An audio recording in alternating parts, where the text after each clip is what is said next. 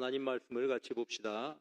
우리 성경 말씀은 갈라디아서 4장 1절에서 7절 말씀입니다. 갈라디아서 4장 1절에서 7절입니다.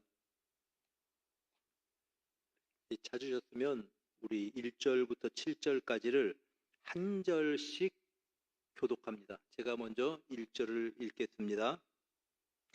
내가 또 말하노니 유업을 이을 자가 모든 것의 주인이나 어렸을 동안에는 종과 다름이 없어서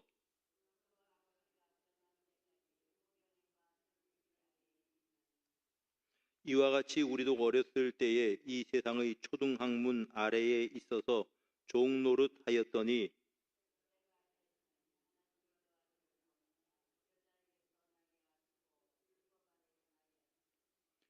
율법 아래에 있는 자들을 속량하시고 우리로 아들의 명분을 얻게 하려 하심이라.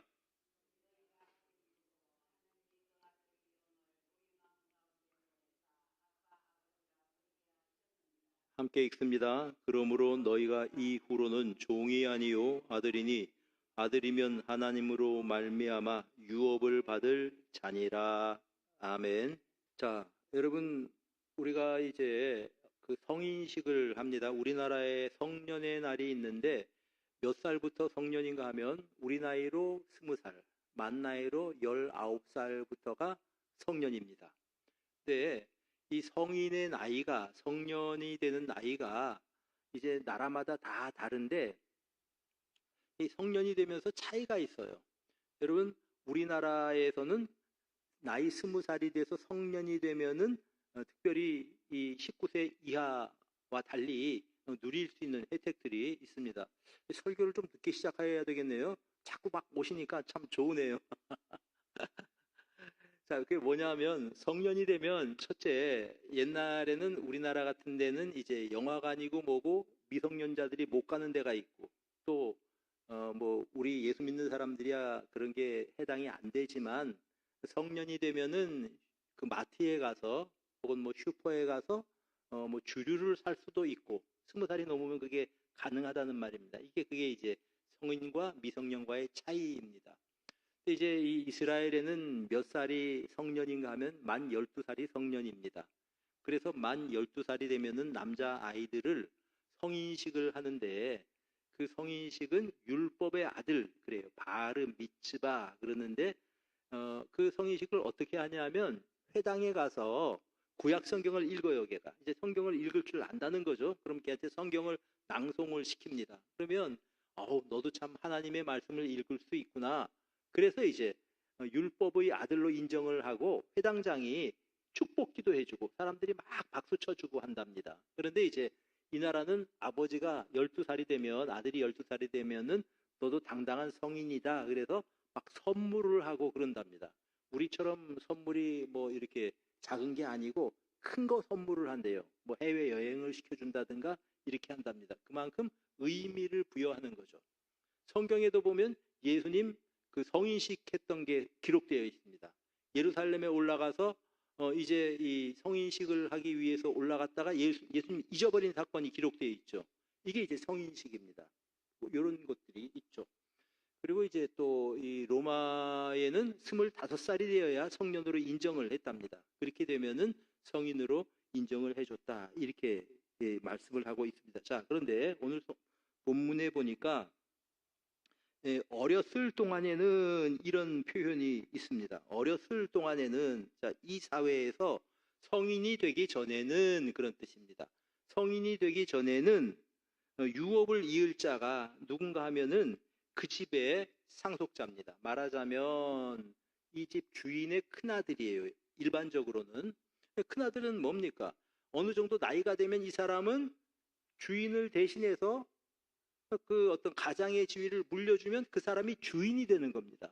그러니까 나이는 어려서부터 그 사람은 비범한 존재예요. 그 집에 있는 종들이라든지 아니면 뭐 하인들 모두가 다 그 아들을 함부로 하지 못합니다. 나이는 어려도. 이 사람이 언젠가 나이가 돼서 아버지가 자 이제 내가 대를 이어서 나는 은퇴하겠다. 이날부터 이 집의 가장은 이 아이다. 이렇게 이야기를 해버리면은 그 아이가 집의 주인이 되는 겁니다. 바로 그런 나이예요. 오늘 본문에 보니까 1절에 유업을 이을 자가 모든 것의 주인이나 어렸을 동안에는, 이 이야기입니다. 성인이 되기 전에는 그런 뜻이에요. 우리식으로 말하면 성인식 하기 전에는 어떻게 지내냐 하면은 종과 다름이 없어서 후견인과 청지기 아래에 있었다. 2절에 이렇게 되어 있죠. 후견인이라고 하는 것은 누군가 하면은 그 나이 어린 주인의 아들을 혹은 가르치기도 하고 혹은 생활을 통제하기도 하는 사람입니다. 아, 아침에 빨리 일어나야 됩니다, 도련님, 이런 거죠. 그리고 이제 이 후견인이 생활도 가르치고 간단한 공부도 가르치기도 하고, 그리고 이 주인집 아들을 그 선생님에게, 그 당시 개인 교습 선생님이 있었다 그래요. 선생님에게 데리고 가는 거죠. 그 역할을 몽학 선생의 역할이다, 이렇게 말을 하죠. 몽학 선생, 혹은 옛날 성경 표현인데 몽학 선생이 번역된 이제 개역 개정에는 초등교사라고 되어 있어요. 초등교사, 몽학 선생. 옛날에는 그래서 이제 그 인상 깊어서 기억을 하는데, 어쨌든 그런 역할을 한다는 거죠. 그러니까, 그리고 또한 청지기는 누군가 하면은 집에 종들이 다 있습니다. 구약의 요셉의 역할이 청지기입니다. 종들을 관리하는 종이에요.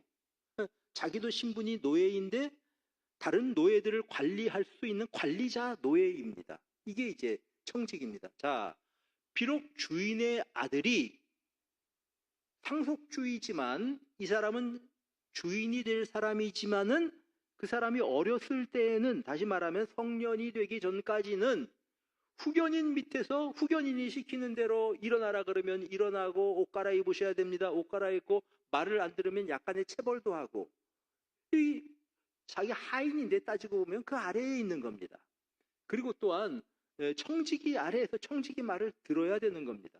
자기가 주인이 되기 전에는, 아버지 대를 이어서 아버지 역할을 하기 전에는 그런 역할을 한다는 말입니다. 자, 지금 그런 거를 설명을 하고 있는 겁니다. 내가 말하노니 유업을 이을 자가 모든 것의 주인이나 어렸을 동안에는 종과 다름이 없다. 종처럼 지내는 거죠. 후견인과 청지기 아래에. 이 모습을 우리에게 상기시키면서 3절, 이와 같이 우리도 어렸을 때에 이 세상의 초등학문 아래에 있어서 종노를 했다. 왜 1, 2절을 말씀을 했냐면 3절을 이야기하려고 하는 거죠. 우리도 어렸을 때, 예수 믿는 사람 우리들도 어렸을 때에 성숙한 신앙을 가지기 전에는 이 세상의 초등학문 아래에 있어서 종노릇했다. 마치 초등학문 아래에서 종노릇하는 것이 어린 후견인 밑에서, 청지기 밑에서 있는 주인집의 상속자 아들과도 같은 모습이다, 이렇게 말씀을 하고 있습니다. 자, 그러면 여기서 말하는 초등학문 아래에 놓인 그 아들이 누구일까요? 여기서 말하는 초등학문은 이런 거죠. 우리 이 당시에 이 갈라디아 교회에는 유대인 신자들도 있었고 이방인 신자들도 있었습니다. 유대인 신자들은 예수 믿기 전에 어떤 사람들이었습니까? 율법 준수하면서 율법 아래에 있던 사람들이죠. 이방인 신자들은 어떤 사람들이었을까요?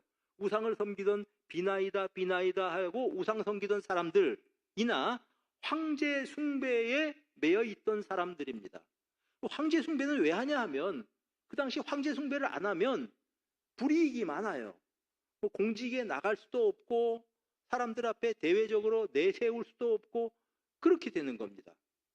그리고 우상 숭배를 이제 이 초등학문이라 그렇게 이제 이야기를 했단 말이에요. 왜 초등학문이라고 이 말을 하냐 하면은 이제 이 우상 숭배는 뭐냐 하면 이제 왜 우상을 섬기냐 하면 사람들이 두려움 때문에 우상을 섬깁니다. 보통 그래요. 그리고 뭔가 싹싹 빌고 뭐 나한테 해를 끼치지 않았으면 좋겠고 그래가지고 싹싹 빌어서 애군을 내게서 멀리 가져간다 그럴까? 아니면 이제 나한테 불운을 건너뛰게 봐달라고 하는 의미에서 우상을 섬기는 것입니다. 그래서 이제 그런 것을 초등학문이라고 표현을 했습니다. 그러니 유대인들은 율법 아래에 있는 경우, 그리고 또 이방인들은 우상숭배의 그러한 초등학문 아래에 살아가는 경우를 가리켜서 말씀을 합니다. 그런데 여러분 여기 9절, 8절, 9절을 한번 보세요. 8절에 보니까 본질상 하나님이 아닌 자들에게 종노릇하였더니 9절 이제는 너희가 하나님을 알 뿐 아니라 더욱이 하나님의 아신 바 되었거늘 어찌하여 다시 약하고 천박한 초등학문이라고 표현을 했어요. 약하고 천박한 초등학문 무엇을 의미하는 것일까? 자, 그냥 초등학문이라고 하는 게 아니라 천박한 초등학문이라고 아주 이제 급을 낮추어서 말을 하는 거죠.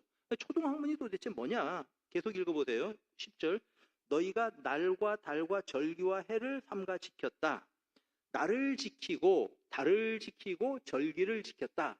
유대인들은 그런 절기들이 있었죠. 3대 절기가 있었고 또 이제 예를 들어서 새해가 되면은 신년을 맞이해서 또 절기를 지켜야 되는 겁니다. 뭐 이런 절기들을 지켰다는 거죠. 날과 달, 뭐 오늘날로 말하자면은 이 주일을 안식일처럼 지키는 거죠. 안식일 같은 개념으로.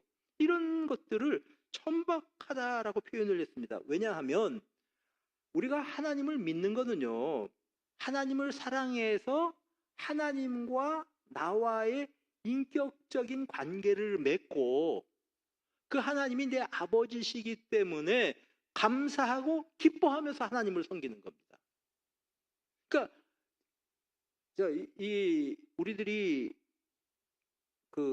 이제 신학교에 들어가면은 사람들이 묻거든요. 너 왜 여기 왔냐? 별 사람들이 다 있죠. 뭐 하나님이 나를 갖다가 그냥 꼼짝 못하게 얼고 매서 나를 여기에 데리고 온 사람이 데리고 왔다 그런 사람 뭐 이제 뭐 하나님께서 막 강압적으로 밀어서 오셨다. 근데 이게 사람들이 저한테 물으면 전 뭐라고 대답했냐 하면요. 아주 쉽게 대답했습니다. 나 예수 잘 믿으려고 신학교 왔습니다. 그렇게 얘기했어요. 예수 잘 믿으려고.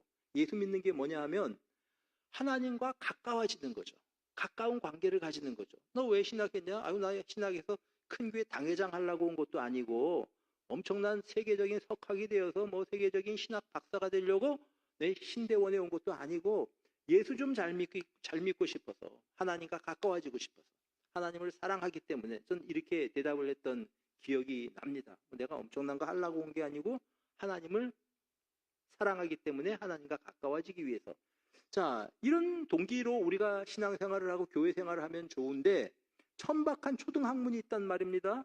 내가 이거 안 하면 벌을 하나님께서 내리시지 않을까 하는 그런 두려움으로 신앙생활하는 것을 천박한 초등학문으로 되돌아가는 거라고 이렇게 말을 하는 겁니다. 그러니까 여러분 우리들이 신앙생활을 하되 그 동기가 중요하다는 거죠. 그 동기가 하나님을 사랑하기 때문에 기쁨으로 우리들이 교회를 섬기고 신앙생활하는 우리들이 되었으면 좋겠습니다. 막 겁나서 그렇게 신앙생활하는 것이 아니고 그런 모습을 천박한 초등학문이랍니다. 자, 그 다음에 이제 우리 3절까지 얘기를 했고 4절 봅시다. 때가 참에 하나님이 그 아들을 보내사 여자에게 나게 하시고 율법 아래에 나게 하셨다. 때가 참에 그랬죠. 여기 보면은 그 아버지가 정한 때까지 여기 말하는 때와 4절 때 마찬가지입니다. 때가 차서 하나님께서 그 아들을 여자에게 나게 하시고 율법 아래에 나게 하셨다. 그 아들은 누구인가 하면 예수님이죠. 자, 예수님이 이 세상에 오신 것은 가장 적당한 때에 이 세상에 오셨다. 보통 그렇게들 우리들이 이제 그 분석을 합니다. 예수님이 이 세상에 오셨을 때가 복음이 세계적으로 전파되기가 제일 좋은 시기였다. 그렇게 말을 합니다. 우선 예수님이 태어나시던 그 시기는요. 전쟁이 없는 시기였습니다. 전쟁이 없었어요. 왜냐하면 여러분 세계에 최고의 슈퍼파워 강대국이 하나 있어서 세계를 완전히 장악하고 있을 때는요. 역설적이지만 그 강대국의 영내에 있는 나라들끼리는 전쟁을 못합니다. 전쟁이 일어나지가 않아요. 로마 시대 때가 꼭 그랬다고 하는 말입니다. 그러면 언제 전쟁이 막 일어나냐 하면 아주 강력한 슈퍼파워 어떤 세계를 아우르는 제국이 없어서 그 영향력이 떨어질 때 자기들끼리 이제 투닥거리고 전쟁을 하기 시작해요. 그래서 어떠한 이제 역사를 전공한 사람들은 그런 말을 합니다. 나라의 이곳저곳에서 조그만 전쟁들이 일어나는 것은 강력한 힘을 가진 제국이 쇠퇴할 때 그런 현상이 일어난다고들 말합니다. 로마 시대가 그랬어요. 로마가 강력한 힘을 가지고 세계를 지배하고 억누르고 있었기 때문에 어떤 나라도 로마의 눈치를 보지 않고 자기들끼리 전쟁 못합니다. 그러니 역설적으로 로마가 힘으로 모든 세계를 다 짓누르고 있었기 때문에 역설적으로 평화의 시대였습니다. 그게 로마의 평화예요.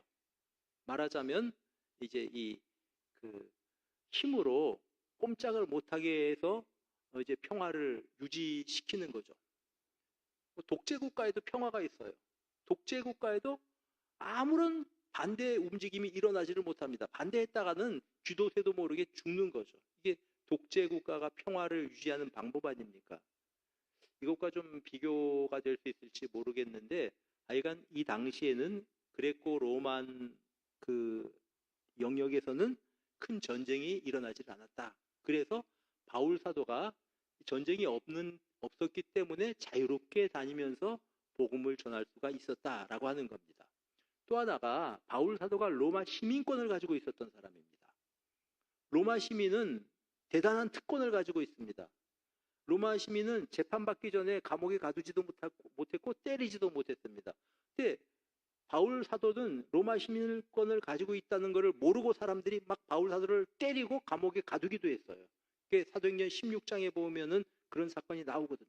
나중에 바울 사도가 나 로마 시민이다 그러면서 막 그걸 사람들한테 밝히니까 그 사람들이 겁이 나서 로마 시민을 재판도 하지 않고 때렸다고. 그래서 막 바울 사도를 어서 나가시라고 이렇게 보내는 그러한 모습을 발견하게 됩니다. 자, 그 시대에 로마 시민권을 가지고 있었으니 자유롭게 여기저기 다니면서 복음을 전할 수가 있었기 때문에 때가 굉장히 복음을 전하기 좋은 때였다. 그 다음에 또 하나가 로마 사람들이 세계를 힘으로 지배하기 위해서 제일 중요한 것은 이제 이 교통로였습니다. 모든 길은 로마로 통한다라고 하는 말이 있죠. 이게 무슨 뜻인가 하면은 어디서든 반란이 일어나면 로마 사람들이 깔아놓은 그 길로 돌로 만든 길이 나도 가보진 않았어요. 사진을 통해서 보면은 돌로 이렇게 이제 길을 쌓아놔가지고 마차가 지나갈 수 있게 만들었습니다. 그러면 어느 지역에서 반란이 일어났다, 로마에 대해서 반란이 일어났다 그러면 그 마차가 지나갈 수 있는 그 돌로 된 길로 그 마차를 끌고 로마의 기병들이 막 달려가서 순식간에 제압을 해버리는 겁니다. 이런 지금으로 말하면 고속도로가 다 깔려 있었죠. 로마까지. 바울 사도가 이 여러 곳을 돌아다니면서 선교 여행을 한 게 바로 이 도로를 통해서 마음껏 다니면서 선교 여행을 했다는 거죠. 그런 시대였다. 복음이 이렇게 전파될 수 있는 시대였다. 문화적으로는 그 당시 언어가 통일이 됐습니다. 그 당시 언어는 세계 공용어는 헬라어였습니다. 성경이 기록된 것. 그 당시는 이 그리스어, 헬라어만 하면 어디를 가도 다 통용이 되었어요. 오늘날에는 영어가 그런 역할을 하죠. 어디를 가도 영어 한 자락 못하면 외국에 가면 고생 많이 하잖아요. 근데 이제 영어를 할 줄 알면 어디 가도 기본적으로는 다 소통이 되는 시대입니다. 요즘 시대는 그런 거죠. 그리고 또 하나가 이제 뭐 하여간 그런 시대였다. 그래서 이제 종교적 그런 시대에서 때가 참에 하나님께서 예수님을 보내셨는데 이 예수님을 보내실 때 그 아들을 보내셔서 여자에게 나게 하시고 이렇게 표현을 합니다. 여러분, 예수님은 하나님의 아들이십니다. 그러면 예수님께서 그 당시에 사람들에게 나타나실 때 좀 신비로운 방법으로 사람들에게 나타나셔서 나는 하늘에서 온 사람이고 하나님의 아들이다. 너희를 구원하기 위해서 왔다. 그렇게 못하셔서 그런 게 아닙니다. 여자에게 나게 하셨다. 그 예수님이 똑같이 우리 인간들과 똑같이 어머니 태를 통해서 이 세상에 태어나셨다는 것입니다. 다시 말하면 완전한 인간이 되셨다 그런 뜻입니다. 예수 그리스도는 완전한 인간이셨습니다. 이게 여자에게 나게 하셨다는 것이죠. 완전한 인간이셨다. 그리고 또 다른 한편으로는 완전한 하나님이시죠. 그것을 우리가 신성과 인성이라고 말하는데 이제 신학적인 용어로는 양성론이라 그래요. 신성, 인성 두 가지를 같이 가지고 계신 분. 예수님은 신성을 가지신 분입니다. 그 말씀 한마디에 파도를 잠잠하게 하고 그 말씀 한마디에 죽었던 사람이 나사로가 벌떡 일어났습니다. 신성을 가지신 분이시죠. 그리고 또 예수님은 완전한 인성을 가지신 분이십니다. 왜냐하면 어머니를 통해서 이 세상에 태어나신 분이기 때문에 그렇다라는 그러한 말씀입니다. 자, 그래서 완전한 인간이자 완전한 사람으로 태어나게 하셨고 5절에 보니까 4절, 5절 율법 아래에 나게 하셨다 이렇게 말씀을 합니다. 그래서 예수님도 유대인으로서 모든 율법을 다 지켰죠. 난지 8일 만에 할례를 행하시기도 받으시기도 하셨고 또 이제 정결 예식을 치르기 위해서 성전에 올라가기도 하셨고 또 12살에는 성인식을 하기 위해서 예루살렘 성전으로 올라갔다가 예수님 잊어버렸죠. 예수님 부모님들이. 그런 사건들이 있어서 완전히 다 인간으로서의 어떠한 역할들을 다 감당했다라고 하는 말입니다. 그것이 율법 아래에 나게 하시고 또 이제 율법 아래에 있는 자들을 속량하기 위해서 그렇게 하셨다 이 뜻입니다. 자, 여러분 이게 뭐냐면 율법 아래에 나셔서 율법을 온전히 준수하셨습니다. 다시 말씀드리면 율법에 뭔가 거역하는 것들이 있어서 예수님이 십자가에 달리신 게 아니라는 거죠. 예수님이 십자가를 지신 것은 율법의 그 형벌을 받기 위해서 십자가를 지신 게 아니라고 하는 거죠. 그럼 예수님 왜 십자가를 지셨습니까? 예수님 십자가 지신 것은 내가 어긴 율법 때문에 그 율법에 대한 죄를 예수님께서 대신 당하기 위해서 십자가를 지셨다고 하는 말입니다. 이 말씀은 뒤집어서 말하면 우리가 하나님 앞에 설 때 하나님께서 우리를 어떻게 보시냐 하면 예수님이 율법 아래에서 완벽하게 살아가신 그 삶의 모습을 내 삶의 모습으로 치환해서 인정해 주신다는 겁니다. 자, 이게 굉장히 기가 막힌 노릇이에요. 하나님이 우리를 보실 때 너는 뭐 맨날 보면은 그냥 뭐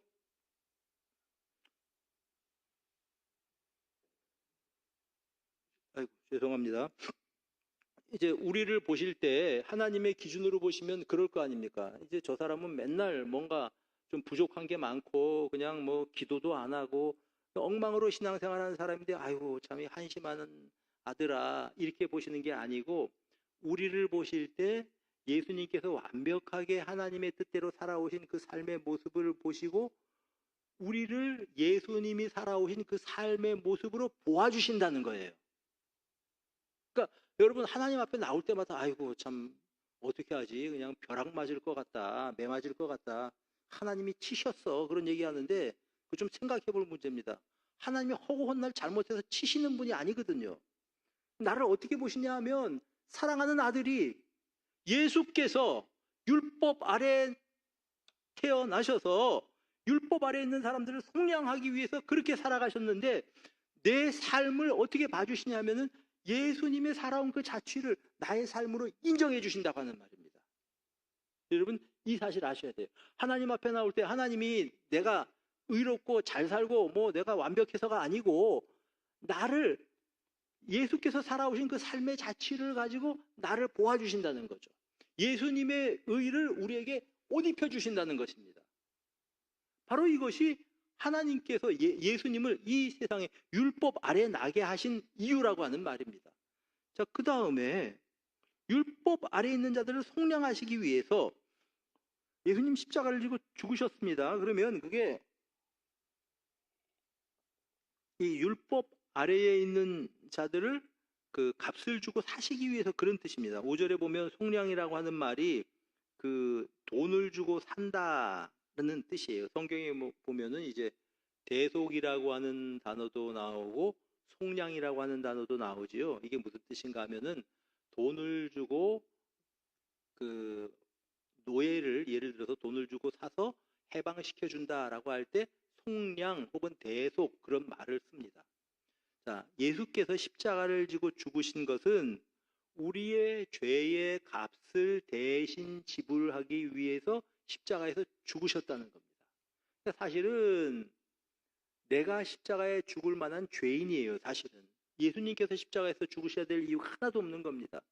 그런데 나하고 예수님을 말하자면 바꿔치기 한 겁니다. 쉽게 이해하시려면. 그래서 나 대신 예수님을 십자가에 못 박아서 죽게 하셔서 내 죄를 대신 지시고 예수님께서 죽으셨고, 나는 어떻게 도와주시냐 하면 예수님께서 이 세상에서 완전하게 성부 하나님의 뜻을 준행한 그러한 아들의 모습으로 나를 인정해 주신다고 하는 것입니다. 사랑하는 여러분, 예수님께서 그렇게 살아오신 이것이 예수님 자신을 위해서 그런 것이 아니라 나 때문에, 나를 위해서, 나를 향하신 그 하나님의 뜻 혹은 이제 하나님의 요구를 충족시켜 주시기 위해서 그랬다. 이 사실을 생각할 때 얼마나 감사한지 모릅니다. 하나님께서 우리를 볼 때 성자 예수님을 보시듯이 우리를 그렇게 아들로 보아주신다고 하는 그러한 뜻입니다. 그래서 5절에 보면 이제 이 그런 율법 아래에 있는 자들을 속량하게 하시고 우리로 아들의 명분을 얻게 하셨다, 이런 말씀입니다. 우리를 아들로 삼아 주셨다는 것이죠. 예수님 대신에. 로마서 8장 15절 말씀에 이렇게 말씀을 하죠. 우리 한번 읽어볼까요? 시작. 너희는 다시 무서워하는 종의 영을 받지 아니하고 양자의 영을 받았으므로 우리가, 오늘 제목이 여기서 따온 거예요. 여기서 따고 갈라디아서 나오고 아빠 아버지. 근데 그냥 여기는 아바 아버지, 옛날 성경 표현대로 그냥 내가 써 놓아 버렸는데 사실 개역개정의 표현이 더 정확한 표현입니다. 아빠 아버지 이렇게 돼 있어요. 아빠 아버지. 아빠라고 하는 것은 아람어입니다. 이 아람어가 아람어의 아빠가 우리 아빠하고 똑같은 언어예요. 아빠는 어린 아이들이, 유아들이 말 배우면서 아버님 그렇게 이야기하지 않잖아요. 아버님이라 그러면 굉장히 징그럽겠죠.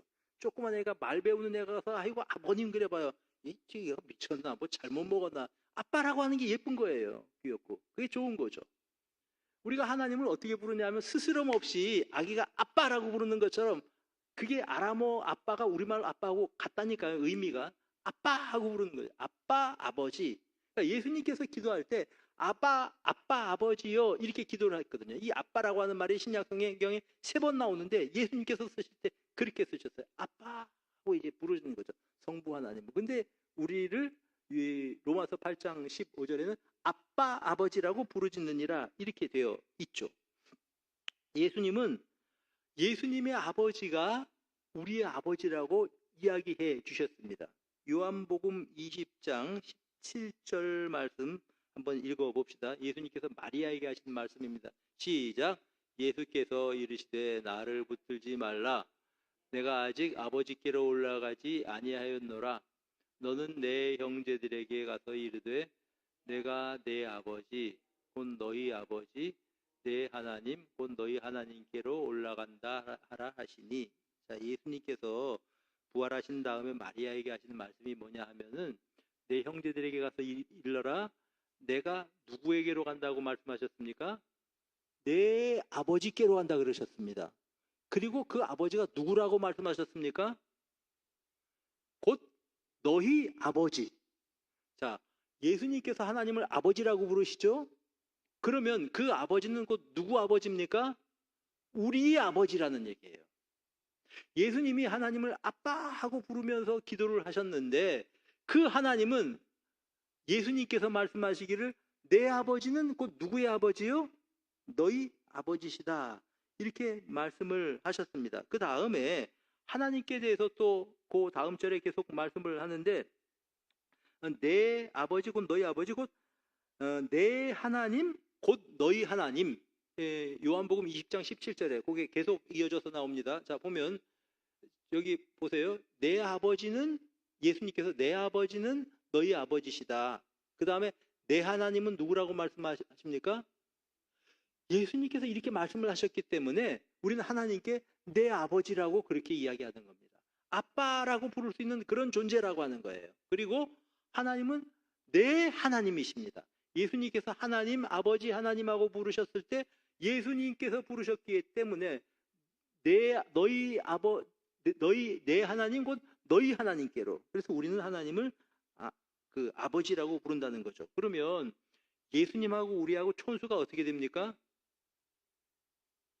이제 예수님도 하나님을 아빠라고 그러고 우리도 하나님을 아빠라 그러면 예수님하고 우리하고 천수가 어떻게 돼요? 형제예요, 형제. 예수님을 형제, 우리가 막 예수님 보고 형님이라고 그러지를 못하는데 사실 따지고 보면 천수가 그렇게 된다는 말이에요. 여러분, 찬송가, 옛날 통일 찬송가 426장 1절에 보면은 이 가사가 이렇습니다. 이 찬송이 이래요. 찬송가가 바뀌고 난 다음에 이 찬송가가 없어져서 좀 아쉬운데 저는 이 찬송을 참 좋아해요. 이렇게 되거든요. 날 위하여 날 위하여 예수 간구하시네. 형님같이 대신하여 중한 고통 당했네.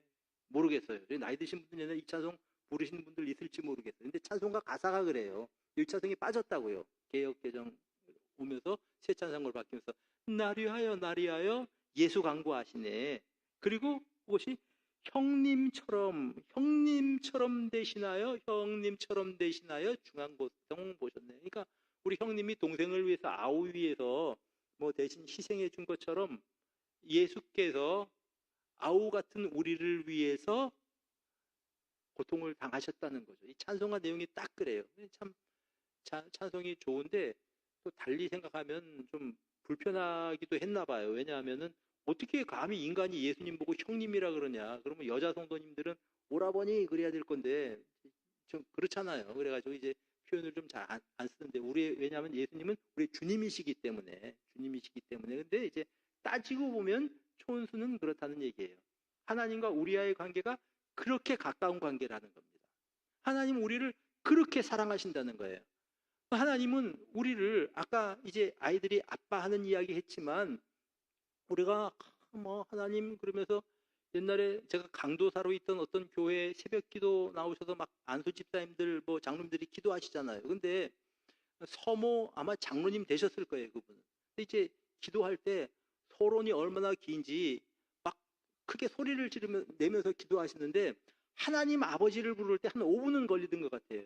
전지전능하시고 뭐 인간들의 사정을 다 아시고 우리를 긍휼히 여기시고 그리고 이 세상을 창조하시고 한참 가다가 아버지 돼요. 그러면 하나님께서 가만히 들으시려고 그러다가 야, 숨 넘어가겠다. 그냥 아버지라고 부르면 안 되냐. 그렇게 생각을 해봤습니다. 야, 꼭 저렇게 불러야 하나님이 다 아시나. 아빠, 아버지라고 하잖아요. 예수님은. 이제 그러면 하나님 그렇게 하면 되지. 뭐 저 가끔 이제 회중 기도를 할 때 보면은 회중 기도가 하나님께 기도를 하는 건지 사람들에게 기도를 하는 건지 헷갈릴 때가 있어요. 무슨 말인 거 아니? 회중 기도하면서 성경을 강의해요.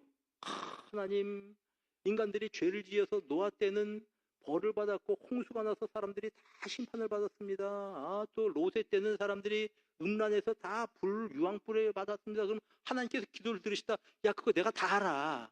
그 성경에 내가 다 기록해놔서 그러실 것 같아요. 그래서 가만히 들어보면 어떤 때는 저분이 이 기도를 하나님께 드리는 건가 아니면 사람들이라고 기도하는가 그럴 때가 있더라고요. 우리 교회는 그런 사람도 없어요. 우리 교회 장로님들 얘기 아니에요. 저기 이제 다른 교회 장로님들 말이에요. 다른 교회. 그냥 뭐냐 하면 제가 말씀드리고자 하는 것은 하나님과 우리와의 관계가 그렇다는 거죠. 여러분 기도할 때 미사역으로 기도해야만 들으십니까? 안 그래요. 아이들은 말을 못하면 울면 끝이에요. 울면 상황 끝이에요. 울면 엄마가 다 알아서 챙겨줍니다. 기저귀도 갈아주고 뭐 아프면 뭐 병원에도 데리고 가고 아니면 뭐 졸리면 재워주고 하나님께서 그렇게 우리를 사랑하셔서 아들로 인정해 주신다는 거죠. 신앙생활은 그래서 하나님의 아들로 하나님 앞에 나와서 우리는 주님과 함께 하나님을 섬기는 사람들이 되는 것입니다. 4장 6절 한번 보세요. 6절. 너희가 아들이므로 하나님이 그 아들의 영을 우리 마음 가운데 보내사. 여기서 아들의 영이 성령이죠. 성령은 아들의 영이래요. 그래서 하나님을 어떻게 부른다고 말합니까? 예. 뭐라고 부른다고요? 그러니까 애들이 아빠라고 부르듯이 하나님을 그렇게 부를 수 있는 대상이 되었다는 거죠, 우리가. 지금 뭐 아버님, 뭐 옛날에 편지 쓰는 형식으로 뭐 아버님 전 상서, 그래서 기체 일양 후 만강 후 하옵시고 뭐, 뭐 동춘 뭐 어쩌고 뭐 가절에 어쩌고 저쩌고 뭐 어쩌고 해가지고 잘 지내십니까? 이 소자도 뭐 불초한 소자도 잘 지냅니다. 그 안 그래도 여러분 옛날에 하숙생들이요 부모님한테 편지 보낼 땐 이유가 뭐겠습니까? 딱 하나예요. 돈 보내달라는 얘기거든요. 결론은 이제 경험을 안 해보신 분들은 모르는데 대부분 그래요. 뭐 이제 옛날에 하숙하고 뭐 집 떠나서 이렇게 이제 있을 때 고향에 부모님에게 편지할 때 편지 내용은 주로 돈 붙여달라는 얘기거든요. 그거 하려고 그냥 한참 쓰는 거죠. 하나님 그런 분이 아니시고 우리가 아주 간단하게 그러나 진심으로 이야기하면 다 들어주시는 분이신 줄로 믿으시기를 바랍니다. 그래서 하나님을 아빠, 아버지라고 부르게 하셨다. 이렇게 말씀합니다. 거기서 한 가지 더 7절 보세요. 시작. 7절이요. 읽어봅니다. 시작. 그러므로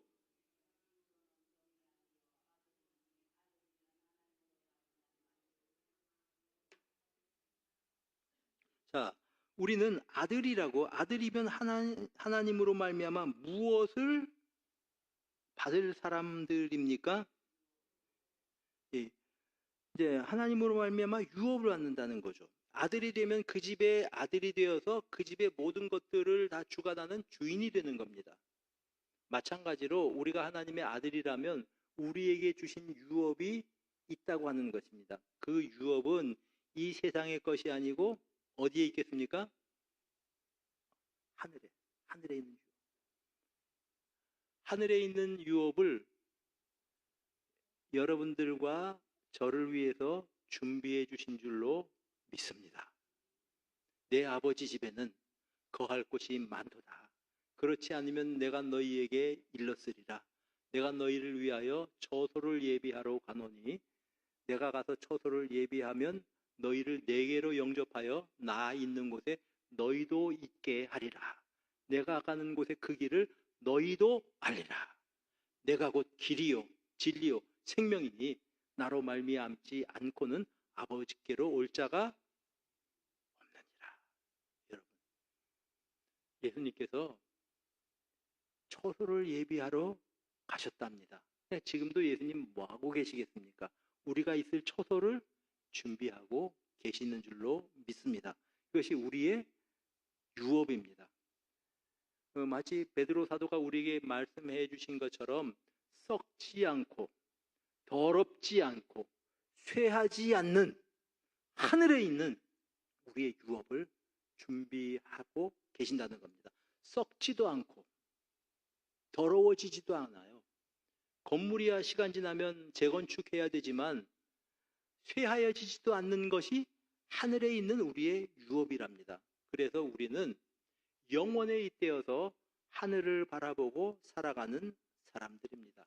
이 땅에 발을 딛고 살아가지만 우리는 하늘을 바라보고 살아갑니다.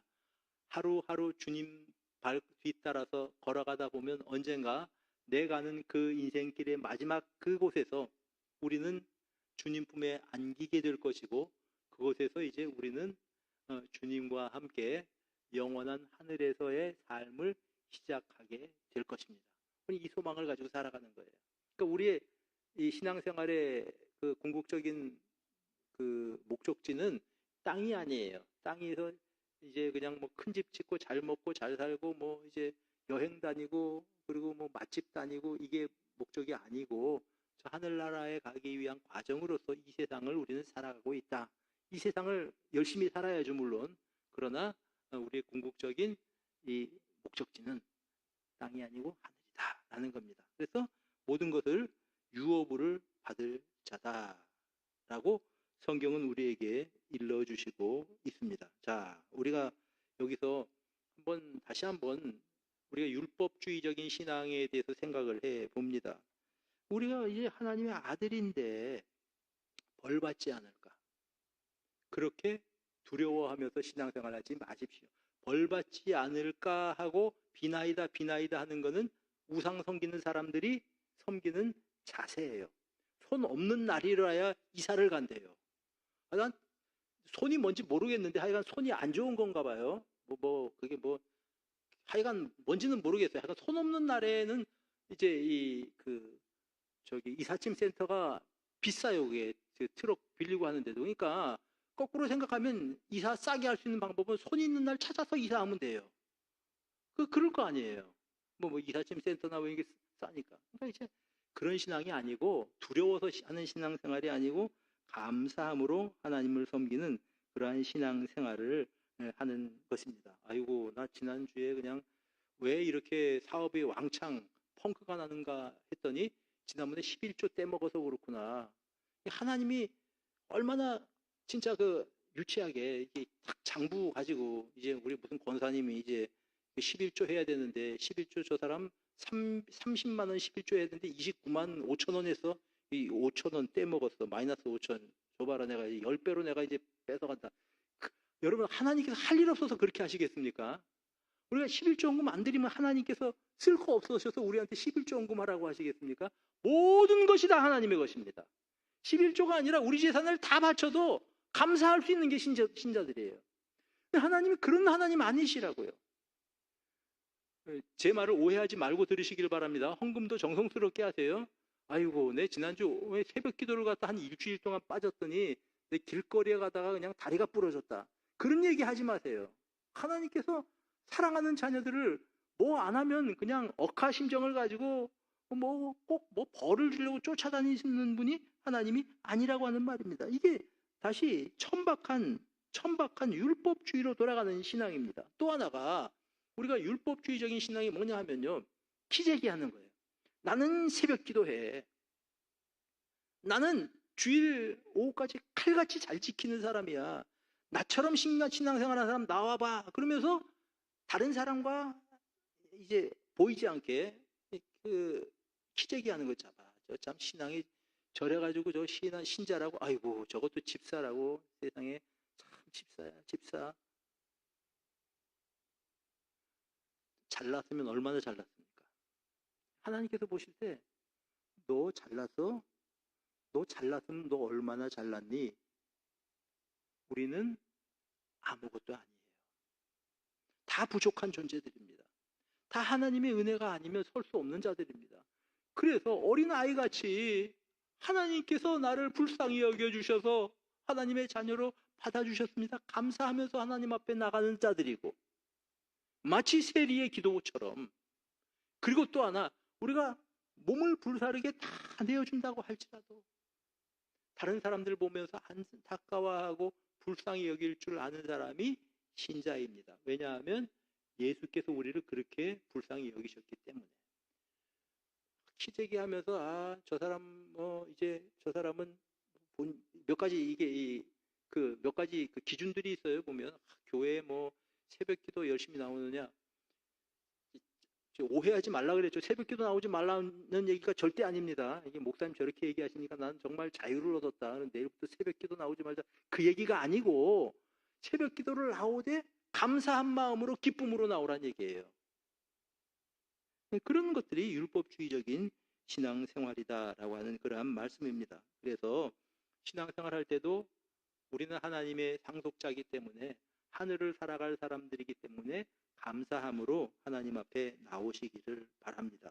우리가 수요 예배 나오는 것도 그냥 하나님께 감사하기 때문에 예배하기 위해서 우리 다 감사하잖아요. 그래서 이 자리에 나오는 것입니다.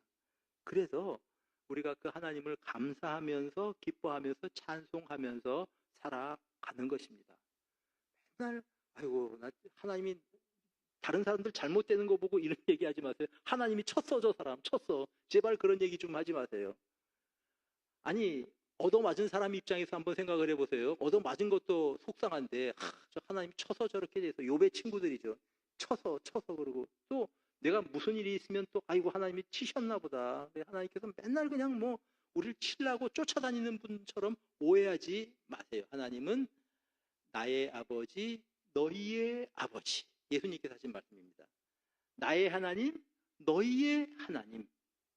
예수님께서 나의 아버지, 그럼 나도 예수님처럼, 예수님이 내 형님이 되는 거예요. 촌수로 보면 내 아버지.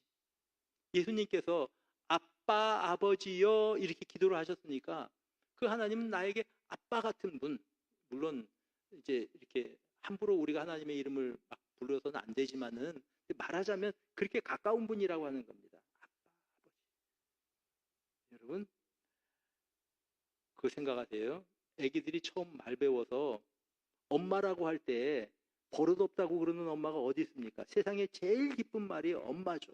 그냥 이게 엄마라고 하는지 그냥 말하고 하는지 하여간 뭐 말인지 뭐 이게 뭐 소리인지 모르겠는데 할 때 우리 애가 나를 보고 엄마라고 했다는 거예요. 엄마들이. 하나님 그런 마음이실 것입니다. 하나님을 사랑하고 감사하면서 기뻐하면서 신앙생활 하시는 여러분 모두가 되시기를 주님의 이름으로 축복합니다. 기도합시다. 하나님 아버지 감사합니다. 우리가 그리스도 예수 안에서 아들로 자유인으로 믿음 생활하는 우리 모두가 될 수 있도록 지켜주시고 오늘도 하나님 앞에 나올 때 기쁨으로 나와서 또 사랑하는 마음으로 주님을 섬길 수 있도록 도와주시옵소서. 예수님 이름으로 기도드립니다. 아멘.